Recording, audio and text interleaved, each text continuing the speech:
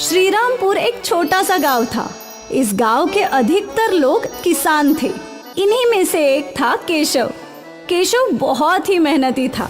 वो ज्यादा से ज्यादा समय अपने खेतों में काम करने में बिताया करता था और सूर्यास्त के बाद ही घर लौटता था।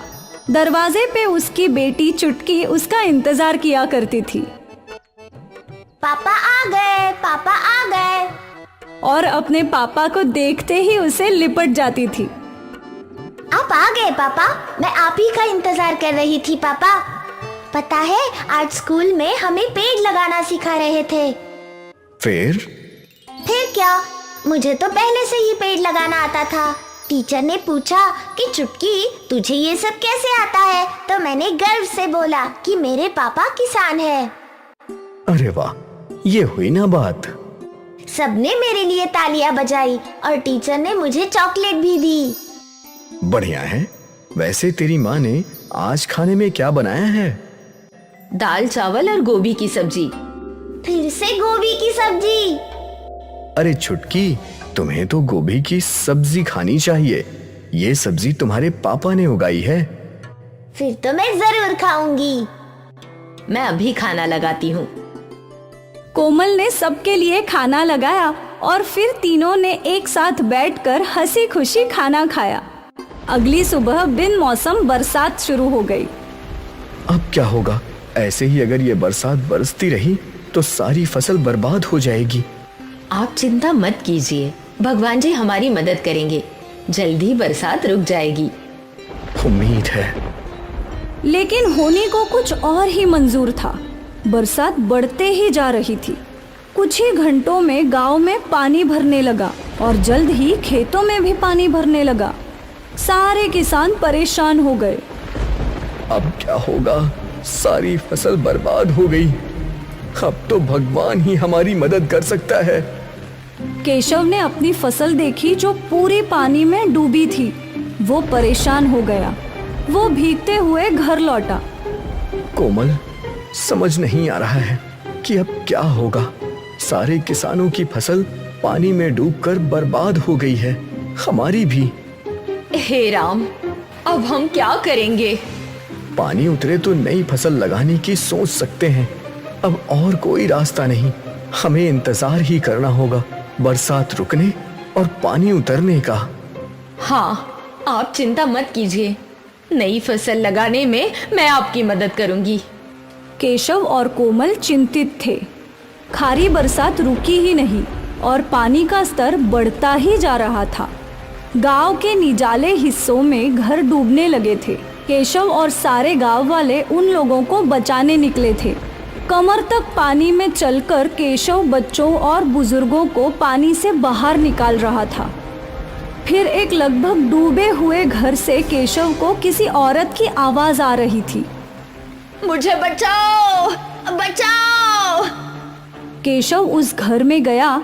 वहां फंसी हुई औरत को केशव ने घर से बाहर निकाला, पर बस उसी वक्त वो घर बह गया। केशव के ऊपर छत गिरी और वो बुरे तरीके से घायल हो गया। कुछ गांव वालों ने केशव को बाहर निकाला। केशव बेहोशी के आलम में घर पहुंचा। इन्हें क्या हुआ? किसी की मदद कर रहे थे पर घर ढह गया और इन्हें गहरी चोट आई है। हे राम! कोमल केशव की देखभाल करने लगी और कुछ ही देर में डॉक्टर आ गए। लगता है कोई भारी चीज इनके सिर पर गिरी है। इन्हें कब होश में आएगा ये पता नहीं। पर कोई तो इलाज होगा इनको ठीक करने का। शहर में MRI स्कैन करके पता कर सकते हैं कि इन्हें क्या हुआ है। पर भारी बरसात के कारण शहर जाने वाले सारे रास्ते बंद हैं। अगले कुछ दिनों तक इनकी घर पर ही देखभाल करनी होगी। ठीक है। डॉक्टर दवाई देकर चले गए। माँ, पापा ठीक तो हो जाएंगे ना? हाँ, भगवान जी है ना। कुछ देर बाद चुटकी सो गई, पर कोमल को चिंता के कारण नींद ही नहीं आ रही थी। अगली सुबह बरसात थम गई और खेतों से पानी उतरने लगा। किसान वापस तैयार हो गए नई फसल बोने के लिए। यहाँ केशव तो बिस्तर पे था तो कोमल तैयार हो गई खेती करने। चुटकी बेटा, अपने पापा का ख्याल रखना। मैं खेतों में थोड़ा काम करके आती हूँ। ठीक है माँ। कोमल खेत पहुंची तो उसके खेत में पानी तो नहीं था, पर मिट्टी अभी गीली थी। कोमल ने मिट्टी को उठाकर देखा।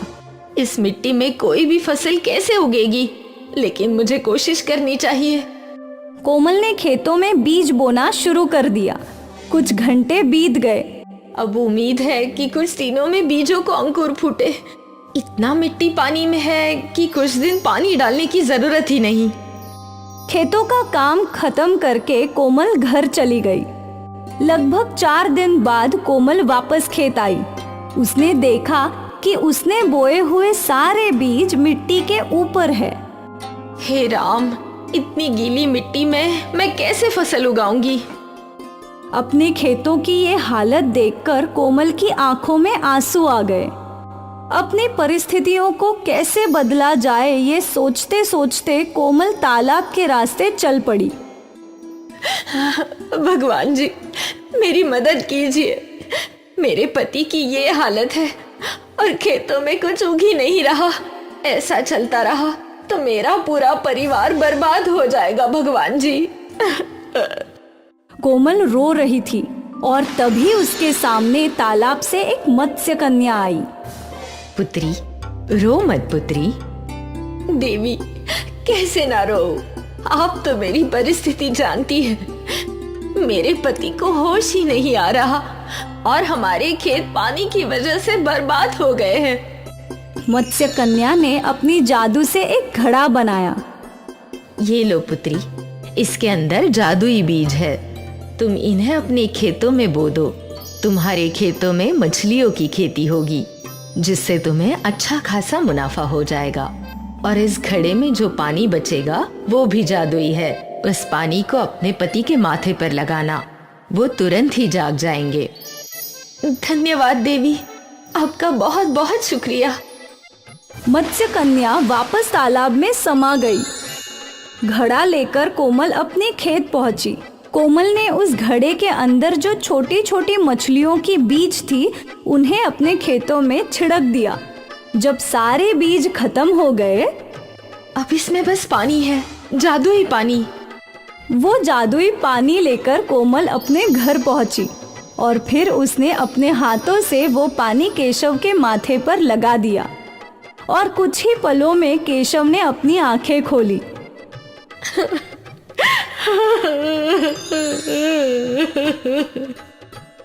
कोमल, छुटकी। पापा।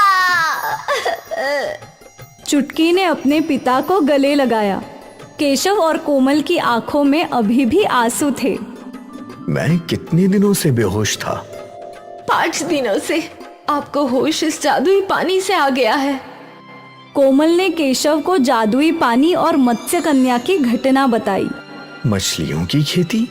हाँ, मैंने बीज बिखेर दिए हैं। ठीक है, खेत चलो, देखते हैं। जब तीनों खेत पहुंचे तो वहां जमीन में मछलियां लगी हुई थी। ये तो अद्भुत है। हाँ, उस देवी ने कहा था कि इस फसल से हमारा अच्छा खासा मुनाफा होगा। हाँ बिल्कुल। केशव और कोमल ने सारी मछलियां जमीन से बाहर निकाली। फिर इन मछलियों को बेचकर उन दोनों का अच्छा खासा मुनाफा हो गया। सोचा नहीं था कि उस बाढ़ के बाद हमको पेट भर के खाना भी नसीब होगा, पर ये देखो, हमें इतने सारे पैसे मिल गए। ये सब उस जादुई मत्स्य कन्या की कृपा है। केशव और कोमल ने उस मत्स्य कन्या का धन्यवाद किया। केशव ने बाढ़ में फंसे लोगों की मदद की और मत्स्य कन्या ने केशव और उसके परिवार की मदद की। इसलिए कहते हैं, कर भला तो हो भला। वसई गांव की मछुआरे बस्ती में 2 मछुआरे रहते थे, रम्या और बंड्या। दोनों रोज समंदर के लिए निकलते थे। तो बंडिया, कल किधर था? आओ। कहीं नहीं, बाइकों की तबीयत खराब थी तो उसी का ख्याल रख रहा था। अच्छा, अब कैसी है जया? अब चांगली है। चल, शाम में मिलते हैं। ठीक है भाऊ। दोनों अपनी अपनी नाव में सवार हुए और समंदर की ओर चल पड़े। यहाँ रम्या ने अपना जाल फेंका और वहाँ बंडिया ने, और दोनों आराम से मछलियों का इंतजार करने लगे। सुबह से दोपहर हुई और दोनों के जालों में मछलियां फंस गईं। दोनों ने अपना अपना जाल खींचा। रम्या के जाल में एक बड़ी मछली थी और बंडिया के जाल में बहुत सारी छोटी छोटी मछलियां थीं। दोनों नाव लेकर किनारे की ओर चल पड़े और यहाँ किनारे पर एक व्यापारी मछलियां खरीदने का इंतजार कर रहा था। रम्या की बड़ी सी मछली देखकर वो पहले रम्या के पास गया।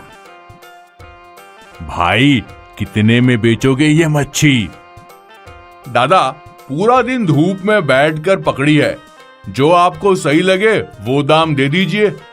व्यापारी ने 200 के नोट निकाले और रम्या को दे दिए। ये बंडिया ने देख लिया। फिर व्यापारी बंडिया के पास गया। अरे वाह बंडिया, इतनी सारी मछलियां, अच्छा है, अच्छा है। व्यापारी ने बंडिया को 100 का नोट दिया। रम्या भाऊ ने एक ही मच्छी पकड़ी और आपने उन्हें 200 रुपए दिए और मैंने इतनी सारी मछलियां पकड़ी फिर भी सिर्फ 100 रुपए। अरे बंडिया, तू तो जानता है कि बड़ी मछली का अच्छा दाम मिलता है, और वो तो देख रामिया की मछली कितनी बड़ी है। बंडिया का मुंह छोटा हो गया और उसने वो पैसे ले लिए। बंडिया पैसे लेकर अपने घर पहुंचा। आहो, क्या हुआ? आज तुम्हारा मुंह काय को लटका हुआ है? आज रम्या दादा को एक बड़ी मछली मिली और व्यापारी ने उसको 200 रुपए में खरीदा, और मैंने इतनी सारी मछलियां पकड़ी, उनका सिर्फ मुझे 100 रुपया दिया। लेकिन ऐसा काय को? व्यापारी बोला कि बड़ी मछली ज्यादा दाम में बिकती है। तो तुम एक काम करो, कल तुम भी एक बड़ी मछली पकड़ना। हाँ, अपन वहीच करेगा। अगले दिन दोनों मछुआरे वापस समंदर में पहुंचे।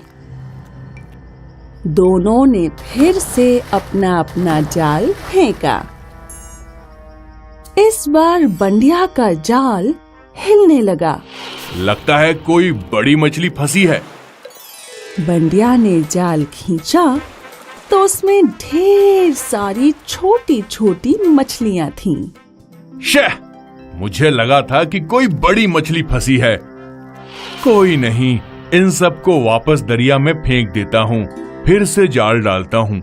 बंडिया ने वापस मछलियों को समंदर में फेंका और फिर से इंतजार करने लगा। एक बार फिर उसका जाल हिलने लगा। उसने फिर से जाल खींचा और वापस सिर्फ छोटी मछलियां ही थीं। ये सिलसिला 3-4 बार दोहराया। वहां रम्या को आज बहुत सारी छोटी मछलियां मिली, जो पाकर वो बहुत खुश था। और यहाँ बंडिया अभी भी बड़ी मछली के इंतजार में था। सुबह से शाम हो गई और अब तक बंडिया को उसकी बड़ी मछली नहीं मिली। तब उसे समझ आया, मुझे इतनी सारी मछलियां मिली थी जो मैंने वापस दरिया में डाल दी। बड़ी मछली के लालच में मैंने इतनी सारी छोटी मछलियां भी खो दी। मैं बेवकूफ हूँ। आज बंडिया खाली हाथ किनारे लौटा, लेकिन उसने अपना सबक सीख लिया। कि अपनी थाली का दाल चावल दूसरे की थाली के 5 पकवान से बेहतर है, क्योंकि 5 पकवान के लालच में दाल चावल भी छिन जाता है। भोलू नाम का एक बच्चा कोकिलापुरम गांव में रात के समय नदी किनारे घूमने निकला था। तभी उसे वहां तट पर एक बेहोश जलपरी दिखी। हे भगवान, क्या भला है, जलपरी। भोलू दौड़ते हुए उस जलपरी की मदद करने पहुंचा। भोलू ने उस जलपरी के मुंह पर पानी के छींटे मारे और जलपरी होश में आने लगी। उठो उठो, तुम ठीक तो हो ना?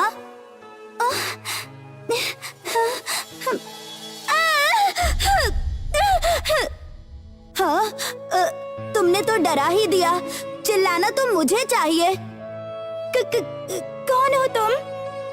मैं हूँ भोलू और ये कोकिलपुर राम गांव है। पर मानना पड़ेगा, जलपरियां सच में होती है। अरे तुम रो क्यों रही हो? मैं अपने परिवार से अलग हो गई और यहाँ पहुँच गई और क्या, भूख भी लगी है।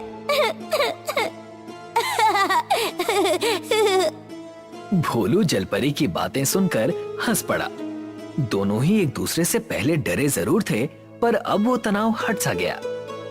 भोलू उस जलपरी को अपने घर ले आता है। भोलू के माता और पिता उसे देखकर चौंक गए। अरे भोलू बेटा, ये क्या लाया है तू? अरे माँ, ये कोई वस्तु थोड़ी है जो ऐसे पूछ रही है आप। जलपरी है, नदी किनारे मिली थी मुझे। बेचारी अपने परिवार से बिछड़ गई और बहुत भूखी भी है। क्यों माँ, बहुत भूख लगी है।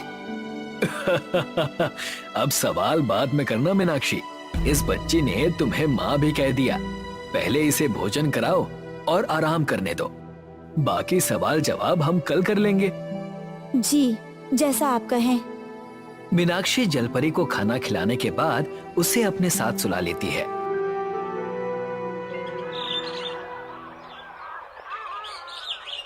अगली सुबह भोलू और जलपरी सोए हुए हैं और मीनाक्षी दिनेश से बातें कर रही है। अब हम क्या करें? अगर हम इसे रख लें अपने साथ तो क्या ये हम लोगों में घुल पाएगी? बात तो सही कहती हो, पर हम इसे अकेला छोड़ भी तो नहीं सकते ना। हाँ, कितनी प्यारी बच्ची है, आते ही घुल मिल गई हम सबसे। अगर इसे लोगों में घुलना मिलना सीखना है तो हमें इसे विद्यालय भेजना चाहिए। क्या कहती हो? हाँ, लेकिन ये भले ही घुल मिल जाए, लोगों का क्या करें? ये बच्ची इतनी कीमती है कि कोई ना कोई जरूर इसे दुख पहुंचा सकता है। लोगों से बचाना हमारा काम है। अब ये हमारे घर आ गई है तो इसकी जिम्मेदारी हमारी है। हम इसे पढ़ाएंगे। अगर मेरे यहाँ रहने से आप लोगों को दिक्कत होगी तो मेरा यहाँ से जाना ही सही रहेगा। नहीं बेटा, अब तुम हमारे साथ ही रहोगी और भोलू के साथ विद्यालय जाओगी। विद्यालय? हाँ बेटा, जहाँ सब बच्चे विद्या ग्रहण करते हैं। वो सब ठीक है, तुम मुझे ये बताओ बिटिया कि तुम्हारा नाम क्या है? मेरा नाम नहीं, हम जलपरियों में तो नाम नहीं होते। आप लोग ही मुझे कोई नाम क्यों नहीं दे देते? अच्छा ठीक है बिटिया, आज से तुम्हारा नाम परी है, जैसी कहानियों में होती है। परी? बहुत अच्छा नाम है, धन्यवाद माँ। जलपरी बहुत ही खुश थी और देखते ही देखते 1 महीना बीत गया और जलपरी की चर्चा पूरे गांव में होने लगी। अब जलपरी भोलू के साथ विद्यालय जाने लगी थी। जैसे ही पढ़ाई खत्म हुई, भोलू जलपरी के पास गया और बोला, अरे यार, ये पढ़ाई लिखाई तो बहुत मुश्किल है। अब मुझे तुरंत घर जाना है। पर मुझे तो पढ़ाई बहुत अच्छी लगती है, तुम्हें क्यों पसंद नहीं? इसमें पसंद करने जैसा क्या है, बस जरूरत है तो पढ़ना पड़ता है। पर मुझे नई चीजों के बारे में सीखना अच्छा लगता है भोलू। आओ चलें, अब घर चलते हैं। हाँ, आओ चलें। भोलू का सर अचानक से चकराने लगता है और वो जमीन पर गिर जाता है। ये देखकर जलपरी हड़बड़ाहट में उसके पास पहुंचती है। भोलू, भोलू, उठो भोलू, क्या हुआ तुम्हें? उठो, उठो भोलू। तभी वहां शिक्षिका आ जाती है और देखती है कि जलपरी की आंखों से जो आंसू निकले उसने अपने हाथों में रोक लिया और उसे भोलू को पिला दिया। क्या हुआ यहाँ? मैं कहाँ हूँ? भोलू, आओ चलो घर चलते हैं। अब तुम ठीक हो ना? क्या हुआ, तुम रो क्यों रही हो? रो मत, ऐसा कभी कभार हो जाता है मेरे साथ। आओ चलो घर चलते हैं। बेटा परी, तुमने ये कैसे किया? वो मैं आपको नहीं बता सकती।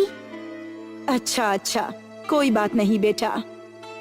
परी और भोलू अपने घर लौट आते हैं और सारी घटना दिनेश और मीनाक्षी को बताते हैं। बेटा, ये तो बहुत बड़ी बला थी जो भोलू पर पिछले कई सालों से है। दरअसल इसके दिल में कुछ दिक्कत है जिस वजह से ये कभी कभार बेहोश हो जाता है। हाँ बिटिया, और इसका उपचार करना संभव नहीं हो पा रहा था। माँ, आप चिंता ना करें। एक जलपरी के आंसू जब खुद की इच्छा से आए तो वो किसी भी रोग या शारीरिक घाव को समाप्त कर देते हैं। अब भोलू की दिल की दिक्कत पूरी तरह से ठीक हो गई है। क्या सच? हाँ माँ, बिल्कुल सच। जलपरी की बातें सुनकर दिनेश और मीनाक्षी की आंखें आंसुओं से भर उठी, पर जलपरी ने जो चमत्कार दिखाया उससे उन पर एक बुरी नजर पड़ गई। वो शिक्षिका विद्यालय में बैठे खुद से बातें कर रही थी। परी, तुम ही मेरा दुख हरोगी। हाँ परी, हाँ। अगला दिन आ गया और भोलू और जलपरी विद्यालय आए थे और उस शिक्षिका ने भोलू और जलपरी को कुछ बातें करने के लिए रोक रखा था। क्या बात है अध्यापिका जी? क्या हम दोनों से कोई भूल हो गई है? नहीं बेटा, एक परी से कभी भूल थोड़े हो सकती है। तुम तो जब से इस गांव में आई हो पूरा गांव खुश है। तो क्या बात है अध्यापिका जी? हाँ, रुको, बताती हूँ। मैं तुम दोनों से काफी खुश हूँ। तुम दोनों अपनी पढ़ाई पर बहुत ध्यान दे रहे हो और परी ने उस दिन जो चमत्कार दिखाया वो मैं अब तक नहीं भूल पाई। बस इन्हीं चीजों से खुश होकर मैं तुम दोनों के लिए मिठाई लाई हूँ। ये लो। अरे वाह, मिठाई! लो परी, तुम भी खाओ। आपका धन्यवाद। भोलू, धन्यवाद तो कहो। आपका बहुत बहुत धन्यवाद अध्यापिका जी। खाओ, अच्छे से खाओ। जैसे ही उन दोनों ने उस मिठाई को खाया, दोनों की आंखें ओझल होने लगी और कुछ ही पल में दोनों बेहोश हो गए। मेरी परी, कैसी लगी मिठाई?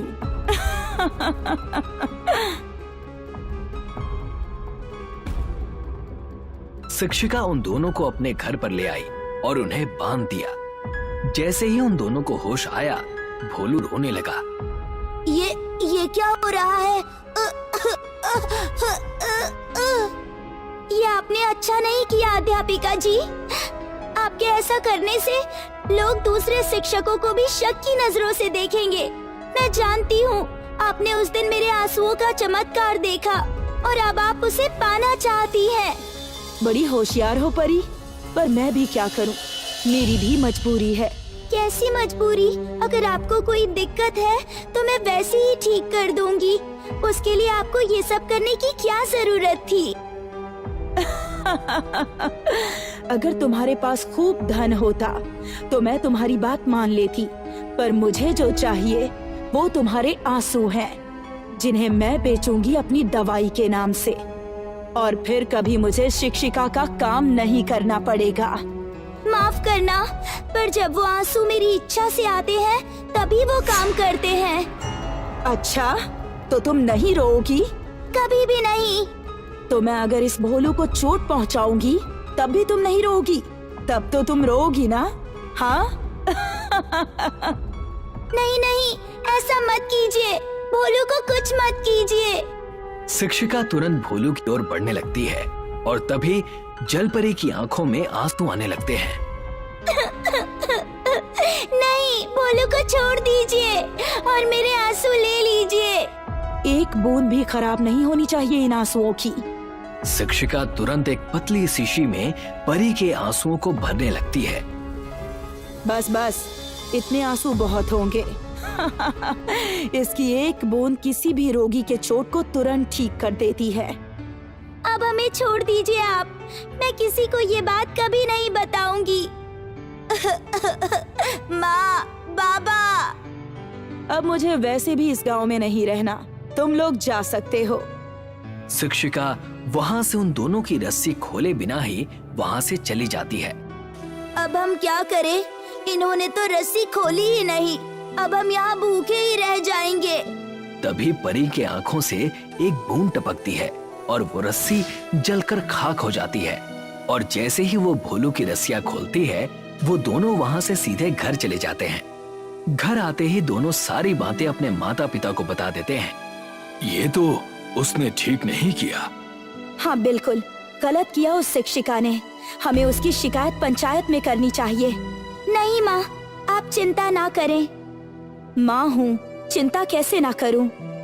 नहीं माँ, मेरे कहने का ये मतलब है कि उसे दंड कुछ समय बाद अपने आप ही मिल जाएगा। अच्छा, वो कैसे बेटा? बताती हूँ बाबा। दरअसल हम जलपरियाँ अपने आँखों के रसायन को बदल सकती हैं। मतलब? यानी जो आंसू उन अध्यापिका जी ने जमा किए वो असली आंसू नहीं थे, वो एक रसायन है जो मैंने तैयार किया है अपनी आँखों में। उससे केवल उनके शरीर में जलन होगी और जब तक मैं उसे ठीक नहीं करती तब तक वो दिक्कत कभी ठीक नहीं होगी। तो अगर उसने उन आंसुओं को परखने की कोशिश भी की तो उन्हें दंड अपने आप मिल जाएगा। जी बाबा, बिल्कुल सही। पर ये तो बड़ी ही दिक्कत की बात है। अगर मेरी परी को कुछ हो जाता तो मैं था ना माँ, इसे बचाने के लिए। अच्छा, तो वहाँ रो कौन रहा था? चारों के चेहरे पर इतने तनाव के बाद आखिरकार मुस्कुराहट आई। देखते ही देखते अगली सुबह भी हो गई और सुबह सुबह कोई घर का दरवाजा जोरों से पीट रहा था। मुझे बचाओ! दिनेश ने दरवाजा खोला। इतना घटिया काम करने के बाद आपको कौन बचाएगा? मेरे दोनों बच्चों को खतरे में डालकर अब यहाँ मदद की गुहार लगा रही हो? मुझे माफ कर दो, बस इस जलन को कम कर दो। मेरा सांस लेना भी दुश्वार हो गया है। ये सब पहले सोचना था, अब कुछ नहीं हो सकता। बुरे कर्मों का बुरा ही अंजाम होता है। मैं अब अपनी गलतियों को अच्छी तरह से समझ गई हूँ। मेरी मति मारी गई थी, बस एक बार मुझे माफ कर दो। बाबा, मैंने इन शिक्षिका से कुछ महीनों में कई चीजें सीखी थी। वो इनका काम था बेटा। फिर भी बाबा, आप ही कहते हैं दया धर्म है, इस बार इन्हें मैं छोड़ देती हूँ। लेकिन ये कभी भी इस तरह का कोई काम करेंगी तो ये जलन फिर से चालू हो जाएगी। अब बहुत बड़ी लगने लगी है तू बिटिया। ठीक है, जैसी तेरी इच्छा। परी उस शिक्षिका को ठीक कर देती है। भले ही जलपरी ने तुम्हें माफ कर दिया हो, लेकिन आज के बाद तुम इस गांव में कभी नहीं दिखोगी, क्योंकि तुमने अपने पद का अपमान किया है और हमारे बच्चों को खतरे में डाला है। जी, जैसा आप कहें। इसके बाद वो शिक्षिका कभी गांव में नहीं दिखी और इस घटना के बाद परी ने विद्यालय में फिर से पढ़ाई शुरू कर दी। उमेश रामपुर गांव के सरकारी स्कूल में हेडमास्टर था। स्कूल के सारे बच्चे उमेश से बहुत डरते थे। उमेश बहुत ही सख्त स्वभाव का इंसान था।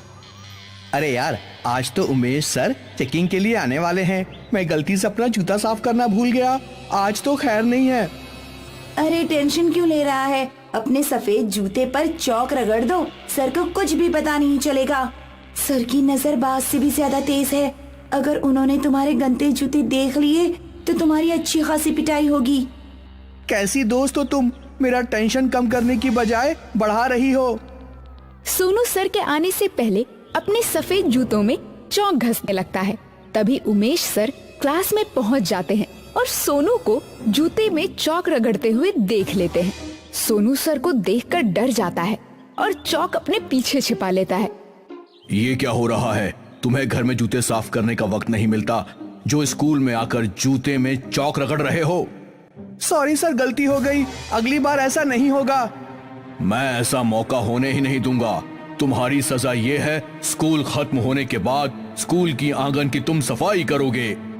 माफ कर दीजिए सर। फिर से अगर तुमने ऐसी गलती की तो तुमको स्कूल की वॉशरूम साफ करना पड़ेगा। उमेश सर क्लास में आकर सभी की कॉपी चेक करने लगते हैं। रिया की कॉपी में कवर नहीं लगा हुआ था। ये क्या है? तुम्हारी कॉपी में कवर क्यों नहीं लगा हुआ है? सॉरी सर, ये मेरी नई कॉपी है, मैं अगली बार इसमें कवर चढ़ा लूंगी। जाकर पीछे वाले बेंच पर हाथ खड़े कर कर खड़े हो जाओ, और अगली बार ऐसी गलती की तो तुम्हें क्लास से बाहर कर दूंगा। रिया क्लास के सबसे पीछे वाली सीट पर जाकर हाथ खड़ा करके खड़ी हो जाती है। रिया को खड़ा देख रश्मि उसे चिढ़ाने लगती है। तभी उमेश सर की नजर रश्मि पर चली जाती है। बहुत हंसी आ रही है तुम्हें, जाओ तुम भी साथ में जाकर खड़े हो जाओ। पूरी कक्षा तुम दोनों खड़े खड़े पढ़ाई करोगे। सॉरी सर, इस बार माफ कर दीजिए सर। No sorry. रश्मि भी रिया के साथ जाकर पीछे कान पकड़कर खड़ी हो जाती है। दोनों पूरा दिन खड़े खड़े ही क्लास अटेंड करती हैं। छुट्टी के बाद सोनू स्कूल की आंगन की सफाई करने के बाद घर जाने लगता है। रश्मि और रिया सोनू का स्कूल के बाहर इंतजार कर रही होती हैं। मैं तो थक गया, आंगन साफ करने में मेरा पूरा दम निकल गया।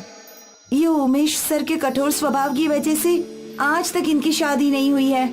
हाँ, सही कहा तुमने, हमेशा बच्चों के ऊपर चिल्लाते रहते हैं और हमें सजा देते रहते हैं। अगले दिन क्लास में एक नई टीचर आती हैं।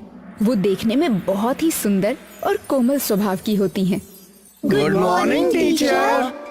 गुड मॉर्निंग बच्चों, सभी कोई अपनी सीट पर बैठ जाएं। मुझे आप लोगों से मिलकर बहुत अच्छा लगा। उमा मैडम बहुत अच्छे से बच्चों से बात करती हैं और बहुत प्यार से बच्चों को समझाती हैं। बच्चों को उमा मैडम का पढ़ाया गया सारा सिलेबस फटाफट याद हो जाता था। एक दिन उमा मैडम अपनी क्लास ले रही थी और तभी उमेश सर क्लास में आ जाते हैं। उमेश सर को देखकर सारे बच्चे डर जाते हैं और सीधे बैठ जाते हैं। मैं देख रहा हूँ आजकल तुम लोगों की क्लास में बहुत शोर आने लगा है। अगर आगे से ऐसा ही शोर आता रहा तो मैं पूरे क्लास को दिन भर धूप में खड़ा रखूंगा। सर, आखिर तो ये बच्चे हैं, ये शरारत नहीं करेंगे तो कौन करेगा? और मस्ती से पढ़ने में ही तो बच्चे अच्छे से सीख पाते हैं। हाँ मैडम, आप बिल्कुल सही कह रही हैं। मैं भी हमेशा बच्चों को प्यार से ही समझाता हूँ। बच्चे उमेश सर की बात सुनकर हैरान थे। दरअसल उमेश सर उमा मैडम को मन ही मन पसंद करने लगे थे, इसीलिए उनकी हाँ में हाँ मिला रहे थे। एक दिन सोनू और रिया को स्कूल आने में देर हो गई। उमेश सर दोनों को लेट देखकर गुस्सा करने लगते हैं और दोनों की छड़ी से पिटाई करने लगते हैं। ये कोई वक्त है स्कूल का? तुम दोनों बहुत बिगड़ गए हो, ऐसे नहीं मानोगे। सर, वो बीच रास्ते में हमारी साइकिल पंचर हो गई थी, इसलिए आने में देर हो गई। हाँ सर, सोनू सच कह रहा है। तुम्हें घर से पहले निकलना चाहिए था। इस बात की सजा तो तुम दोनों को जरूर मिलेगी। उमेश सर सोनू और रिया के हाथ में छड़ी मारने लगते हैं। तभी उमा मैडम आ जाती हैं।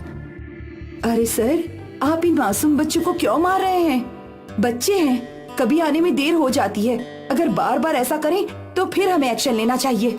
आज पहली बार हमें इतनी देर हुई है। कोई बात नहीं बच्चों, जाओ जाकर पढ़ाई करो। उमेश सर उमा मैडम की बात मानकर सभी बच्चों को क्लास में जाने देते हैं। धीरे धीरे उमेश सर का स्वभाव भी उमा मैडम की तरह कोमल होने लगता है। अरे यार, हमारे उमेश सर तो बिल्कुल बदल गए हैं। हाँ, सही कहा तुमने। पहले हम पर कितना गुस्सा करते थे, हमें कठोर से कठोर सजा देते थे, लेकिन अब उमा मैडम के आने के बाद वो बिल्कुल कोमल स्वभाव के हो गए हैं। एक दिन सोनू अपना होमवर्क करना भूल जाता है। उमेश सर सभी का होमवर्क चेक कर रहे होते हैं। तुम बच्चे कुछ ज्यादा ही बिगड़ते जा रहे हो। आज होमवर्क नहीं किया, कल स्कूल आना छोड़ दोगे। नहीं सर, कल मेरी तबीयत ठीक नहीं थी, इसलिए मैं होमवर्क नहीं कर पाया। तुम्हें इस बात की सजा जरूर मिलेगी। उमेश सर सोनू को क्लास से बाहर निकालकर मुर्गा बना देते हैं। तभी वहाँ उमा मैडम आ जाती हैं। अरे बेटा सोनू, तुम्हारी तो तबीयत खराब है ना, तो फिर तुम क्लास के बाहर क्यों बैठे हो? मैडम, तबीयत खराब होने की वजह से मैं होमवर्क नहीं कर पाया। उमेश सर ने मुझे क्लास से निकाल मुर्गा बना दिया है। तुम मेरे साथ क्लास के अंदर चलो। उमा मैडम क्लास में जाकर उमेश सर को समझाती हैं। सोनू ने मुझे कल फोन पर बता दिया था कि उसकी तबीयत ठीक नहीं है। आपके सख्त स्वभाव की वजह से आज इसकी तबीयत ज्यादा बिगड़ सकती थी। मैं तो बस बच्चों में अनुशासन लाना चाहता हूँ। बच्चों को प्यार से भी समझाया जाता है। अगर हम बच्चों को हमेशा डांट या मार कर समझाएंगे तो वो चिड़चिड़े हो जाएंगे और वो अपना गुस्सा कहीं और निकालेंगे। इसलिए हमें बच्चों से हमेशा प्यार से बात करनी चाहिए।